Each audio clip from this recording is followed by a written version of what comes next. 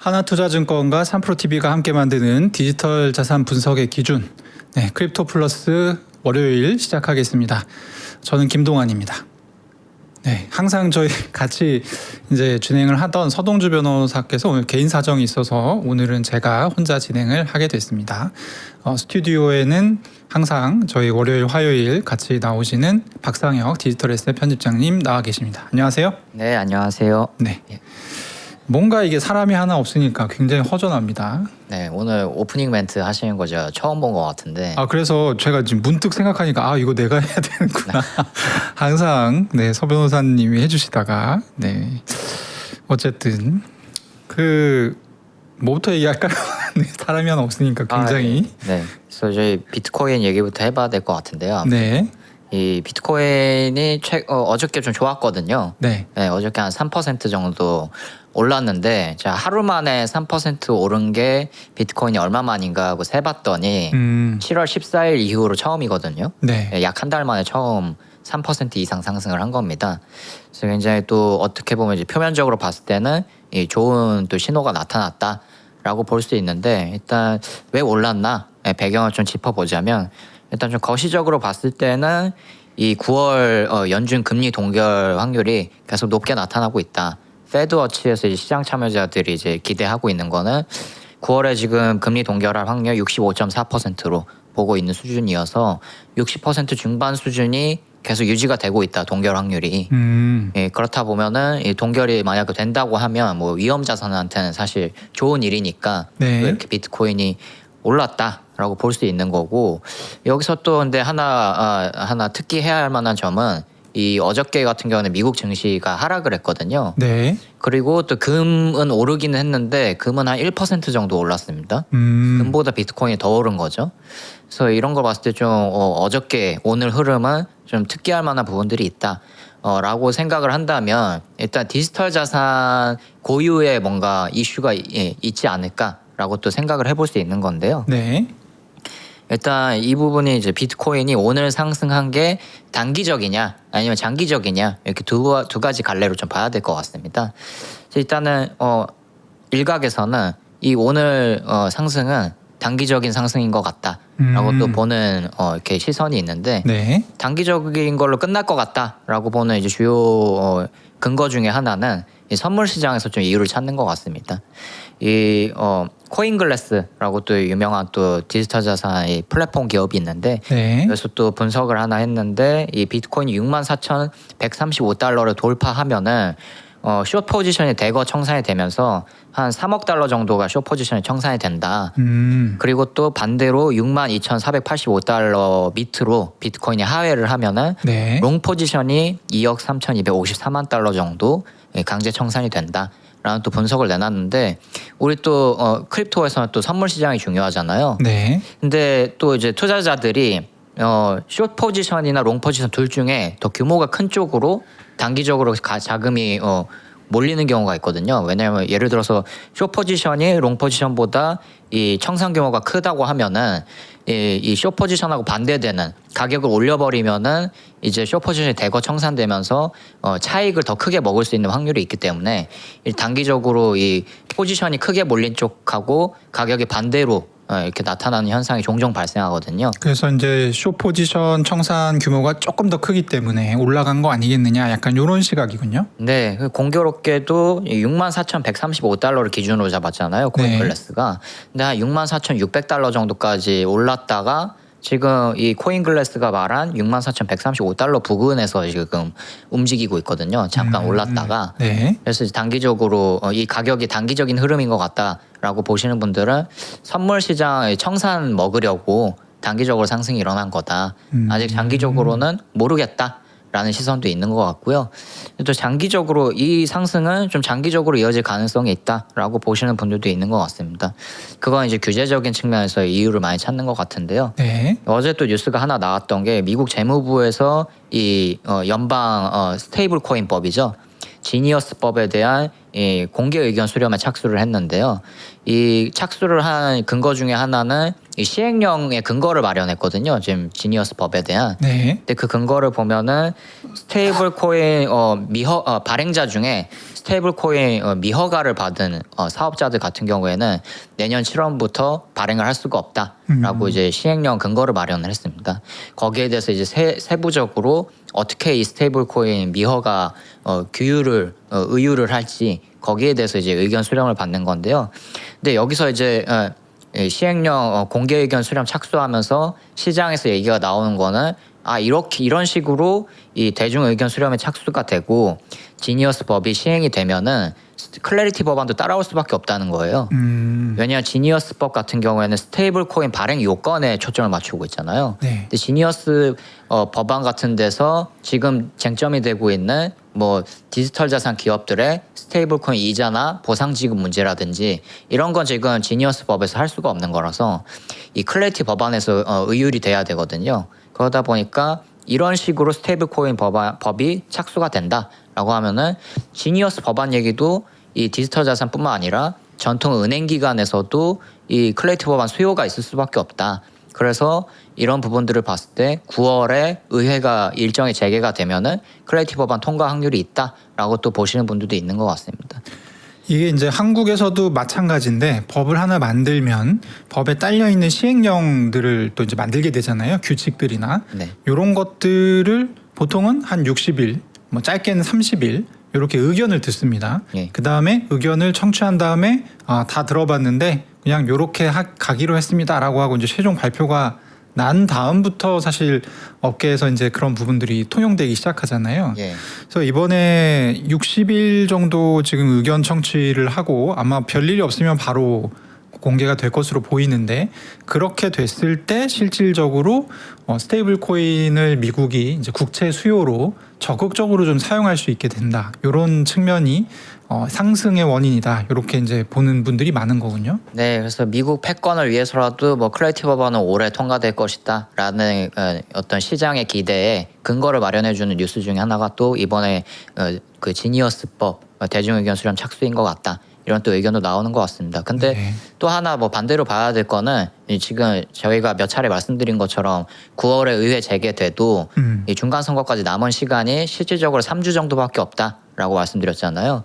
그래서 갤럭시 디지털 같은 뭐 크립토 기업 같은 경우에는 이 최근에 이제 전망을 하나 내놨는데 이 클래리티 법안 9월에 이제 재개돼도 통과 확률 10% 정도밖에 안 될 것 같다. 부정적인 의견을 내놓기도 했고 네. 또 이제 우리 폴리마켓 같은 예측 시장 사이트에서는 뭐 이제 그 클로처였죠. 우리 토론 종결. 그렇죠. 예, 신청까지는 이루어졌잖아요. 네. 신청까지는 이루어져서 20% 수준까지 올라가긴 했지만 여전히 낮은 수준이다. 그 부분도 또 같이 봐주시면 좋을 것 같아요. 연내 통과 확률이 20% 내외다. 네, 맞습니다. 네. 자, 이제 어제 아마 저희 앞전에 코너에서도 얘기를 많이 했을 것으로 제가 생각이 되고 어제 미국 시장에서 가장 좀 주목을 받았던 거는 역시 장기물 국채 금리가 상당히 높은 수준까지 올라갔다. 그래서 저는 뭐 채권 투자를 전문적으로 하진 않다 보니까 이게 어떤 의미인지에 대해서는 사실 좀 다가오진 않는데 채권 시장의 금리가 올라가면 주식 시장이나 위험자산 시장이 안 좋다는 것은 알고 있어요. 네. 근데 이게 재밌는 게 어제 굉장히 높은 수준까지 올라갔음에도 불구하고 그래서 실제로 나스닥 같은 경우는 조금 이제 약간 내려가지 않았습니까? 지수가? 네. 근데 비트코인은 어떻게 올라간 겁니까? 그래서 어저께는 뭐 이런 뭐 선물 포지션 청산이나 네. 뭐 이런 지니어스법 이슈나 이런 것 때문에 좀 올랐을 수 있지만 앞으로는 또 가격이 막 이렇게 상승 랠리를 일변도로 할 것 같지는 않다. 혼조세를 나타날 것 같다. 이런 의견이 좀 지배적인 이유가 전문가들 사이에서 네. 일단 말씀 주신 이 거시경제 사이드에서 이 미 국채 금리가 어제 올랐거든요. 말씀 주신 대로. 왜 올랐나라고 근거를 보면은 미국하고 이란이 지금 MOU 만료가 됐죠. 시한이 만료가 돼서 이제 협상이 실질적으로 이루어질 거냐 말 거냐 이게 분기점에 와 있는데 지금 상황을 보면은 미국하고 이란이 계속 싸우고 있다. 잘 안 될 것 같다. 이게 시장 전망인 것 같습니다. 그게 이제 데이터로 나타나는 게 유가가 오늘 또 상승을 했죠. 네. 그러다 보면 또 인플레이션 압력이 높아지고 그럼 위험 자산에는 안 좋다. 이게 또 국채금리 상승으로 이어지는 거거든요. 근데 또 국채금리 상승은 금이나 뭐 이런 또 비트코인이 또 금 따라 움직인다고 하면은 비트코인한테도 또 안 좋을 수 있는 게 이 인플레이션 압력이 높아지는 상황에서 국채 금리까지 올라갔다? 그러면 강달러라는 거잖아요. 그렇죠. 근데 통상 강달러일 때 금 같은 자산은 약세를 보이기 때문에 이게 또 앞으로 또 비트코인한테 악재가 될 수도 있다. 그래서 이제 관건은 다시 처음으로 돌아갔을 때 미국하고 이란이 지금 협상이 잘 돼야 된다. 라는 또 결론이 나오게 되는 것 같습니다. 저게 약간 되게 그 양면적인 측면이 있는 것 같아요. 그러니까 보통은 말씀하신 대로 미국 국채 금리가 장기채 금리가 급등하면 이게 이제 달러는 이자를 5.31% 30년 만기 국채 샀을 때 받을 수 있는 자산이라는 얘기이기 때문에 그러니까 사실 달러 가치가 높아지잖아요. 네. 높아지는 게 이제 정상인데 일본 같은 경우는 지금 장기채 국채 금리가 엄청 높은데 엔화 가치는 엄청 떨어져 있는 상황이란 말이죠. 네. 그래서 지금 고 분기점에 약간 와 있는 것 같습니다. 이렇게 최근 보니까 달러 인덱스도 계속 내려갔더라고요. 예. 그래서 달러 약세와 장기채 국채 금리 급등이 요즘에 같이 나타나고 있는 굉장히 좀 희귀한 상황이다. 일본에서 나타나던 상황이 지금 미국에서도 재현이 되고 있다. 그래서 그런 부분들이 약간 비트코인 상승에 영향을 준 것 같기도 하고, 그리고 정말 아주 약간 무식하게 얘기를 하면 지난주에 이 금리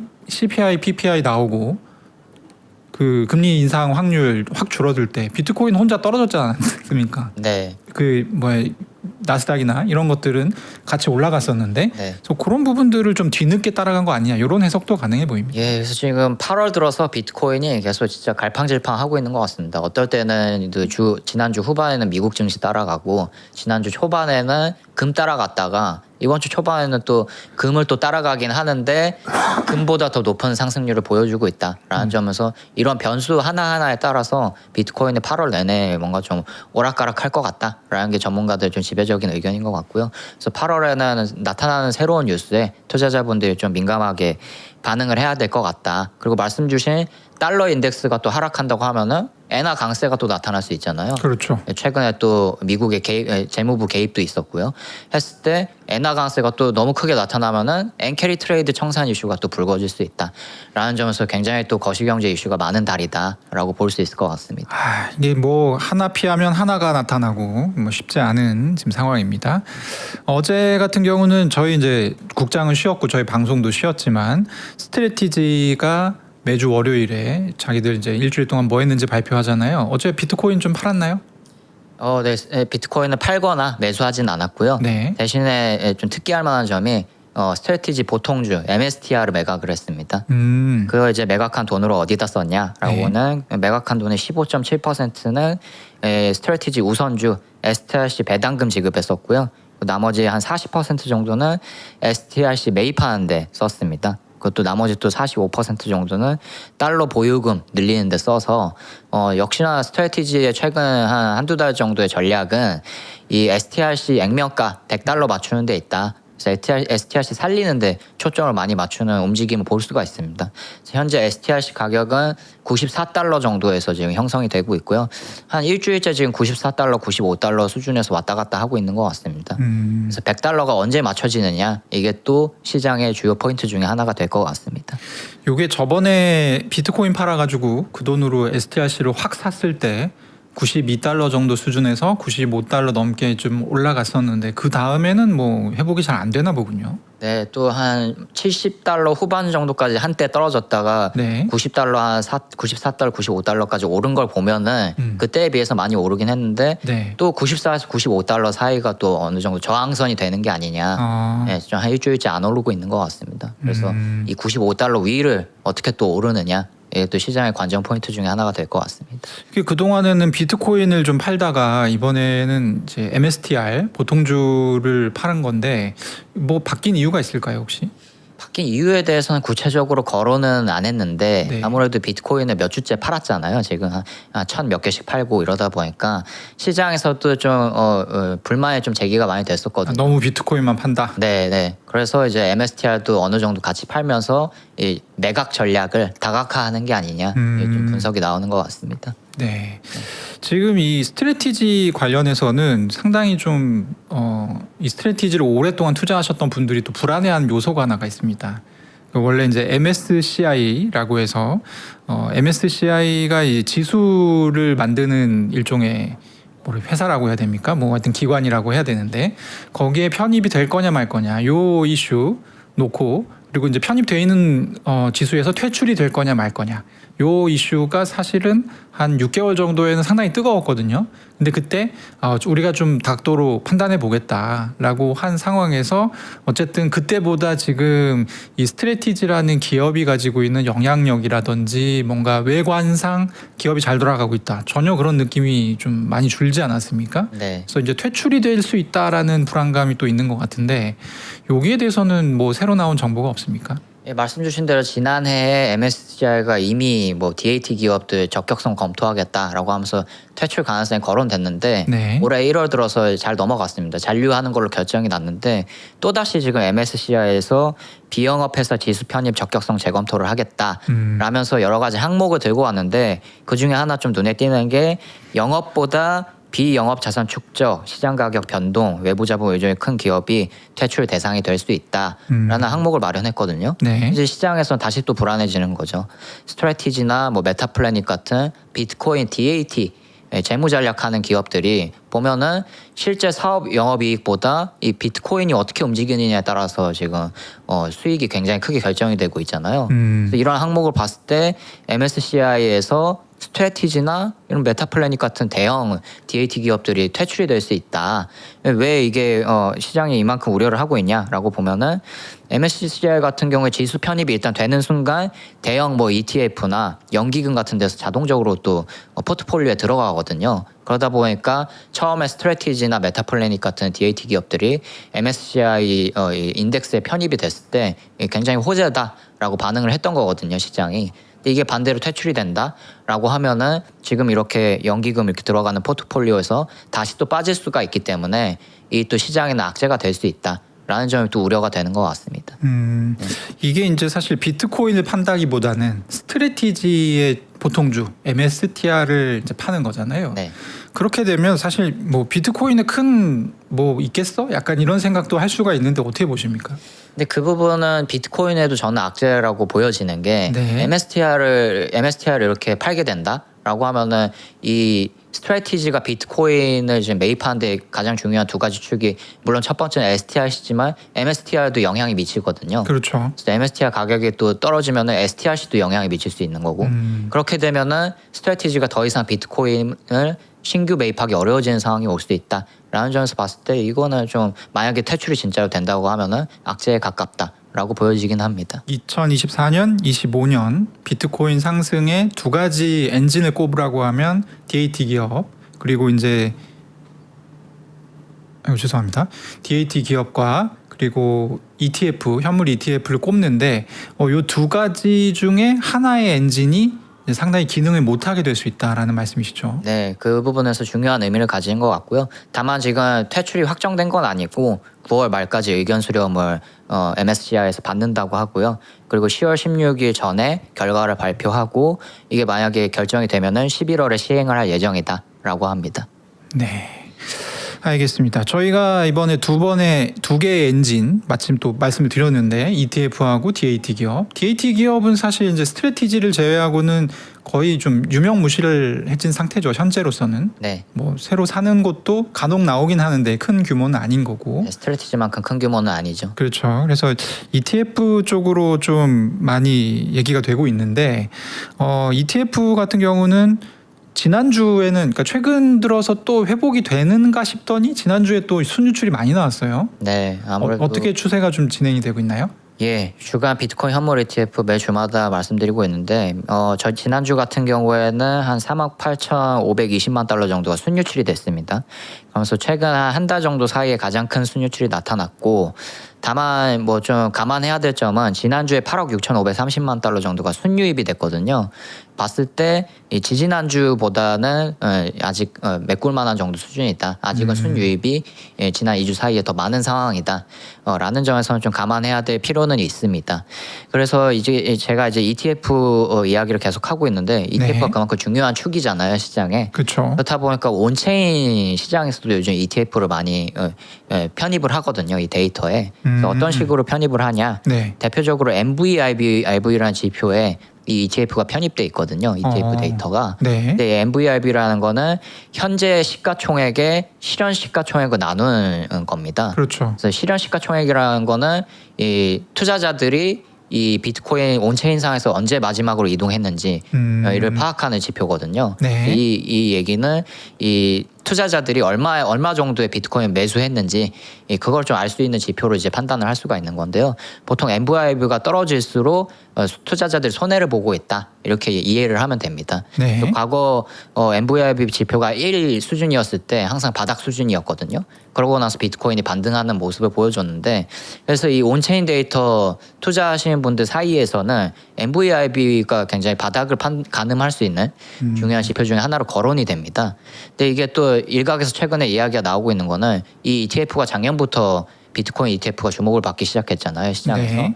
근데 이제 다시 좀 봐야 된다는 거예요. 이 지난 하락 사이클에서는 이 ETF 변수가 없었다. 근데 이번 하락 사이클에서는 ETF랑 변수가 새롭게 생겼잖아요.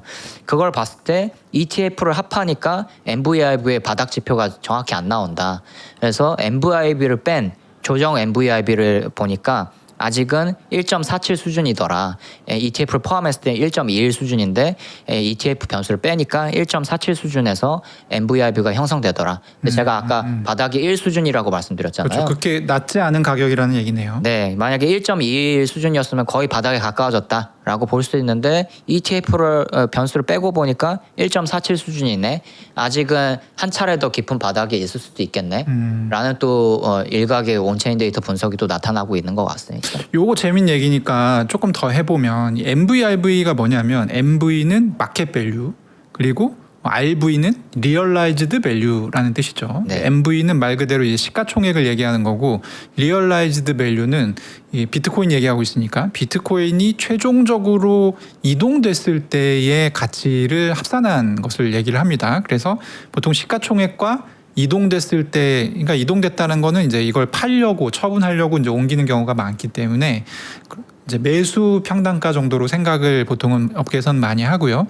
그래서 MV를 RV로 나눈 게 1보다 낮다는 거는 무슨 의미냐면 비트코인 매수한 사람들이 손해 보고 있다는 얘기잖아요. 네. 그렇기 때문에 여기가 바닥이다. 이게 이제 MVRV 분석의 굉장히 이제 기본적인 부분들인데. 일단 첫 번째로 제가 궁금한 거는 왜 ETF 물량을 추가하면 MVRV 조정 MVRV를 더 높게 계산을 해야 됩니까?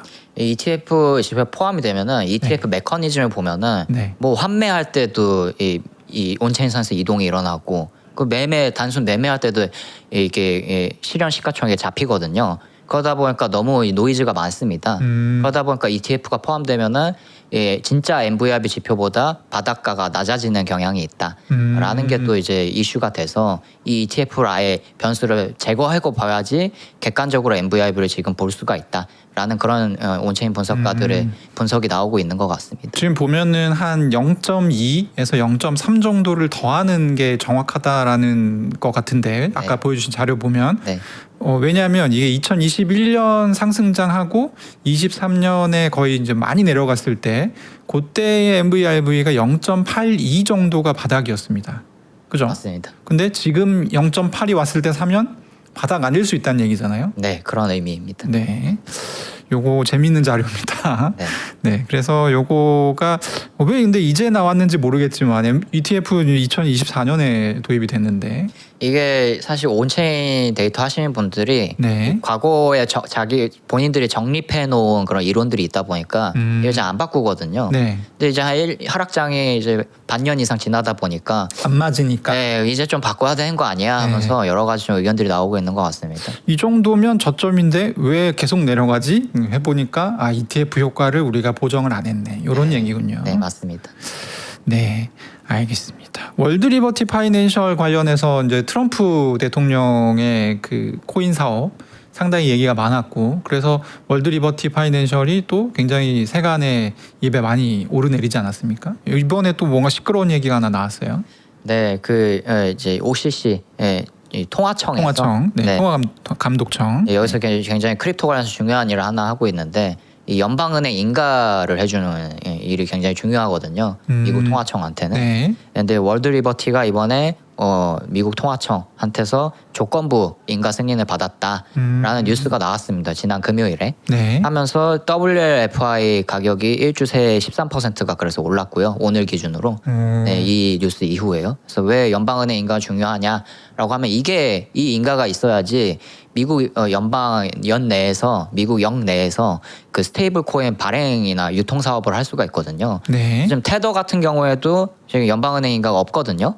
그러다 보니까 테더가 지금 미국 규제권 전용으로 만든 스테이블코인 USAT가 있잖아요. 그렇죠. 그거 지금 앵커리지 디지털이라고 이 연방은행인가 정식 승인을 유일하게 받은 기업을 통해서 USAT가 지금 취급이 되고 있습니다. 그래서 그 정도로 이 연방은행인가 가지는 의미는 중요한데 이 월드 리버티가 이번에 조건부로 승인을 받으면서 WFI가 올랐다. 라는 점도 말씀드립니다. 저희가 아까 미국 재무부가 지니어스 액트 그 스테이블 코인 규칙에 대한 어떤 대중 의견 수렴에 착수했다라는 소식을 간단하게 전해드렸는데 요거 디테일하게 살펴보면 지니어스 액트에서 우리가 예상했던 것보다 미국에서 스테이블 코인 유통을 상당히 깐깐하게 해놨습니다. 그래서 이제 테더 같은 경우는 미국에서는 직접 발행을 안 하고 간접 발행을 하는 식인데 간접 발행도 잡을 수 있는 내용의 규칙을 넣어놨어요. 그래서 이게 이제 의미하는 바는 아무나 스테이블 코인 발행해서 유통 못하게 하겠다라는 의지가 저는 굉장히 읽혔는데 예. 그 와중에 USD1을 찍어내는 월드 리버티 파이낸셜에 이 은행 인가를 조건부긴 하지만 준다는 거는 좀 논란의 여지가 있는 내용 아닙니까? 네, 그래서 일각에서는 이거 이 월드 리버티, 그러니까 트럼프 대통령 측에서 네. 뭔가 이 재무부 산하잖아요, 통화청. 그렇죠. 그러다 보니까 뭔가 컨트롤한 게 아니냐, 뭐 이런 의심도 나오고 있긴 한데요. 아직 뭐 공개적으로 거기에 대해서 나온 말은 없어서 일단은 조건부 승인을 받았다라는 점에서 시장은 의미를 둬서 WFI 가격이 일단 상승한 것 같습니다. 네, 어쨌든 최근 들어서 이제 월드 리버티 파이낸셜 이 토큰 가격이 올라가는 하루에 뭐 일주 만에 13% 올라간 거는 상당히 좀 기록적인 예. 상승이네요. 네. 이것도 많이 올라갔는데 제가 최근 보니까 그 이더파이라고 네. 해서 이 친구도 거의 한 30% 정도 일주일 새 올라갔더라고요. 그러니까 최근 일주일은 비트코인 가격은 이 금리 인상 확률이 줄어들었음에도 불구하고 사실 하락세였기 때문에 알트코인들이 거의 힘을 못 썼는데 그 와중에 뚫고 올라간 몇 개의 코인들이 있습니다. 네. 그 중에 하나가 이제 월드 리버티 파이낸셜, 또 하나가 이더파이인데 이더파이 같은 경우는 뭐 어떤 규제적인 배경이 있습니까, 상승에? 이더파이 같은 경우는 서비스 측면에서 시장에 주목을 한 것 같은데요. 네. 이 네오뱅크라는 이 스테이킹 위주의 서비스가 있었는데 이걸 확대하겠다는 소식이 나온 이후에 이더파이 가격이 엄청 한 30% 정도 올랐습니다. 일주 사이에. 그래서 이제 어떻게 개편을 하겠다는 거냐라고 보면 최근에 이 로빈후드나 코인베이스 보면은 슈퍼앱 전략을 많이 추진하고 있잖아요. 네. 이 자사 플랫폼 내에서 크립토도 거래할 수 있게 하고 토크나 뭐 주식도 거래할 수 있게 하고 뭐 여러 가지 뭐 결제 서비스라든지 전부 다 할 수 있게 하겠다 우리 플랫폼에서. 근데 이더파이도 이 디파이 버전으로 똑같이 슈퍼앱 전략 하겠다라는 취지입니다. 그래서 네오뱅크를 통해서 이제 스테이킹뿐만 아니라 결제 서비스, 뭐 토크나 증권 서비스 다 하겠다라고 한 거고 거기에 더해서 하나 볼 거는 이 네오뱅크 서비스에서 나온 수익을 이더파이 투자자들한테 바이백하겠다라는 또 이제 뉴스까지 덧붙이면서 투자자들이 좀 여기에 주목을 해서 가격이 상승한 것 같습니다. 뭐 큰 이유라기보다는 일단 뭐 로빈후드가 잘 되니까 이더파이도 우리도 비슷한 거 해볼게 뭐라고 해서 그 내러티브가 좀 작용한 그런 결과라고 봐야겠네요. 근데 이런 뉴스가 늘 그렇듯이 실제 서비스가 나왔을 때 또 잘 안 되면은 퍼포먼스가 시장 예상보다 안 좋으면은 내려가겠죠. 네, 또 가격이 또 급락할 수가 있기 때문에 이 부분은 네. 또 유의를 하셔야 된다라고 보시면 될 것 같습니다. 알겠습니다. 저는 개인적으로 이 뉴스가 좀 주말 사이 좀 제일 재밌었는데 바이낸스 창립자죠. 창펑자오가 자기 이제 지갑 주소가 공개돼 있던 게 있었거든요. 요거를 폐쇄를 했어요. 네. 이건 어떤 뉴스입니까? 주말 사이에 또 크립토 투자자분들이 주목했던 뉴스인데 네. 창펑자와 바이낸스 창립자가 이제 마스코인이라는 민코인이 있습니다. 그 중에 시가총액이 큰 마스코인이 있고 시가총액이 작은 마스코인이 있는데요. 네. 시가총액이 큰 마스코인 같은 경우에는 바이낸스 알파라고 뭐 바이낸스 상장의 한 2부 리그 정도라고 보시면 될 것 같습니다. 바이낸스 알파는. 네. 시가총액이 작은 이런 알트코인을 상장하는 그런 플랫폼인데 바이낸스 알파가 이 시가총액이 큰 마스코인 같은 경우에는 바이낸스 알파에 상장되어 있는 상태였습니다. 그래서 이 이용자들이 이 바이낸스 측에서 이 마스코인을 굉장히 또 이렇게 푸시를 많이 했기 때문에 또 어떤 가격 상승 요인이 나타날 수 있겠다라고 기대를 하고 있는 상황이었는데 네. 이 창펑자오가 이 마스코인을 4,444개 소각했다라는 뉴스가 나온 거예요, 이틀 전에. 근데 이게 아까 말씀드렸듯이 똑같은 마스코인 2개가 있다고 했잖아요. 근데 알고 보니까 시가총액이 작은 바이낸스 알파에 상장돼 있지 않은 마스코인이 소각이 된 거예요. 근데 이 투자자들은 이 소각을 이 마스코인 시가총액 작은 마스코인을 사라 매수해라라는 의미로 또 받아들인 게 뭐냐면 이 마스코인 시가총액 작은 게4.meme이라고 네. 이 BNB 체인 플랫폼 내에 이 민코인 발행 플랫폼을 4.meme이라고 하는데 그 4 숫자 4하고 4,444개가 일치하니까 네. 야, 이거 창펑자가 사라고 한 거 아니냐, 사라고 한 시그널 아니냐 네. 이렇게 또 반응을 한 거예요. 그러다 보니까 또 실제로 시가총액이 작은 마스코인이 폭등을 했고요. 얼마만큼 폭등을 했냐라고 네. 봤을 때 7월 6일에 이 시가총액이 작은 마스코인이 발행이 되는데 발행가 대비 55,000% 정도 상승을 했다. 폭등을 한 거죠. 했는데 그 이후에 논란이 되니까 이게 야 이거 시장 조작 아니냐 논란이 되니까 창펑자가 나는 그런 의도는 전혀 없었다. 그냥 나는 뭔지 모르고 소각을 한 건데 이게 진짜 시가총액이 큰 마스코인인 줄 알았는데 아니었더라 하면서 이거 너무 논란이 되는 것 같으니까 나는 이 시가총액 작은 마스코인은 이 앞으로 사용하지 않겠다. 뭐 매매하거나 이러지 않겠다라고 하면서 그 이후에 가격이 폭락을 해서 지금 한 90% 가까이 고점 대비 하락을 한 상태입니다.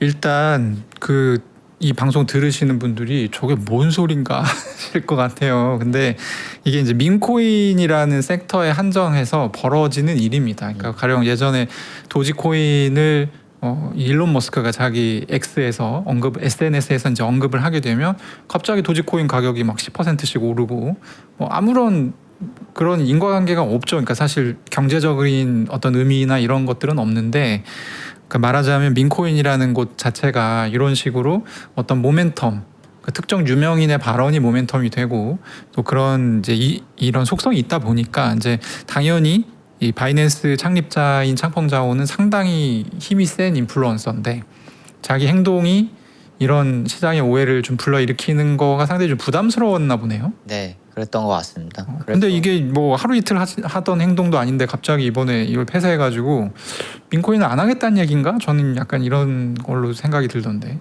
근데 또 시장에서는 다른 걸로 또 들고 나올 것 같다라는 의견도 있는 것 같습니다. 네. 네. 어쨌든 민코인 투자를 요즘에 저도 개인적으로 질문을 많이 받거든요. 도지코인 사도 돼요? 뭐 이런 질문 주시는 분 많이 계신데 민코인 투자 지금 굉장히 위험합니다. 언제든지 해도 위험하지만 최근 들어서는 더 위험하다. 왜냐하면 비트코인이 모멘텀을 못 잡고 있기 때문에. 네, 이거 좀 허탈한 뉴스였습니다. 벌써 시간이 다 됐는데 네, 오늘 여러 가지 민코인 얘기가 제일 좀 충격적이네요. 네. 네, 박상일 편집장님 말씀 감사합니다. 네, 감사합니다.